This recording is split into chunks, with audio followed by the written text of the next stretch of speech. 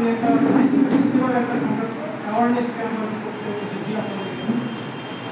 আমি এসেছি হচ্ছে ডিস্ট্রিক্ট লিগাল সার্ভিস অথরিটি মানব করতে, আমি হচ্ছে জেলা আইনি পরিষেবা কর্তৃপক্ষ মানব করতে, ঠিক আছে।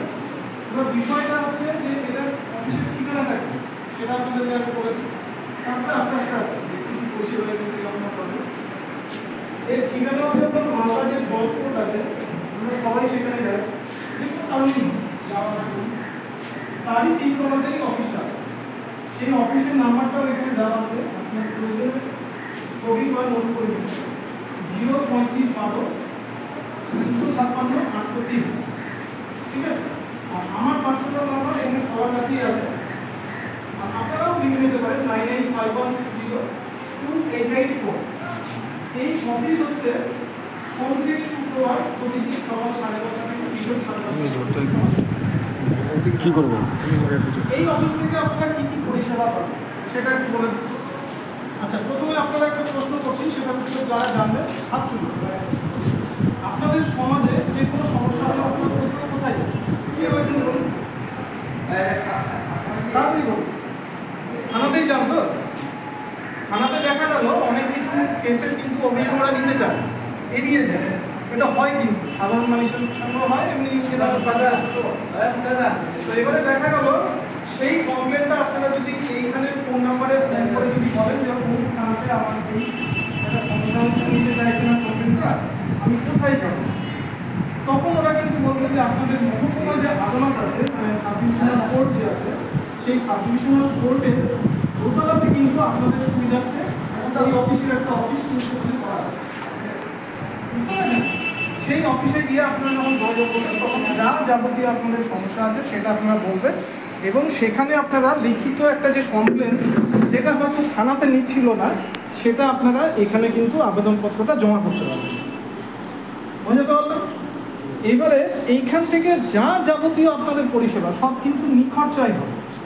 ধরুন কেউ হয়তো কোনো একটা কেসে কোনো একটা কোর্টে হয়তো প্রাইভেট লয়ার অ্যাপয়েন্ট করে নিয়েছে, এবারে দেখা গেলো মাঝখানে সে আর কি মামলাটা চালাতে পারছে না, মানে লয়ারের ফিসটা দিতে পারছে না, কেননা কোর্টে তো লয়াররাই কথা বলে জজ সাহেবের সঙ্গে। তো এবারে সেই ক্ষেত্রে আপনারা এই অফিসে যদি যোগাযোগ করেন যে আমি এরকম আদালতে আমার একটা দুর্নীতি করে মামলা করেছে, তো আমি পয়সার অভাবে আমি আর খরচটা বহন করতে পারছি না, সেই ক্ষেত্রে এইখানে যে প্যানেল লয়ার লিস্ট আছে সেখান থেকে লয়ার এবং যে লয়ারের যে খরচটা ফিসটা সেটা আপনাদের, ঠিক আছে। এর আগের মাসে আপনাদের এখানে আমি এসেছিলাম, প্রত্যেক মাসেই আসছি, 2 মাস থেকে আসছি। তো এর আগে কালিয়াপাড়াতে আপনাদের একটা চাইল্ড ম্যারেজের কেস হয়েছে।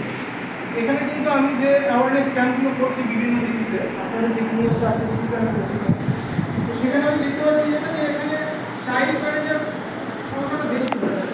আরেকটা সমস্যা যেটা হচ্ছে সেটা হচ্ছে পক্সো, এই দুটো বেশি আছে। আরেকটা হচ্ছে মার্কেট, জমি জায়গা বিবাদ যা আছে মার্কেটটা। তো সেই মামলার নিষ্পত্তি যদি আপনারা মনে করেন যে এই দপ্তরের মাধ্যমে করবেন, সেটাও আপনারা চাইল্ড ম্যারেজ কিন্তু কঠিন একটা সমস্যা।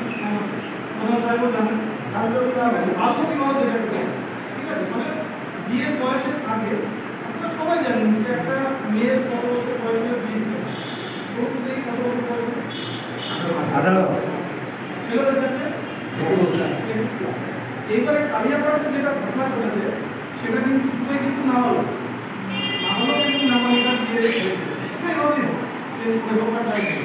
এবার ঘটনা হলো যে দুটো পরিবারের কিছু সমস্যা হচ্ছে, আবার বাচ্চাটারও হলো, কিন্তু এই ক্ষেত্রে একটা যেটা হয় ল যেটা আছে সেটা কিন্তু ছেলেটারই জীবনটা নষ্ট হয়ে গেছে।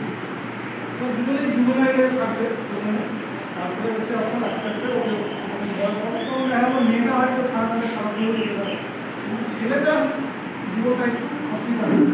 যদি লালকালি কাজ করে যায়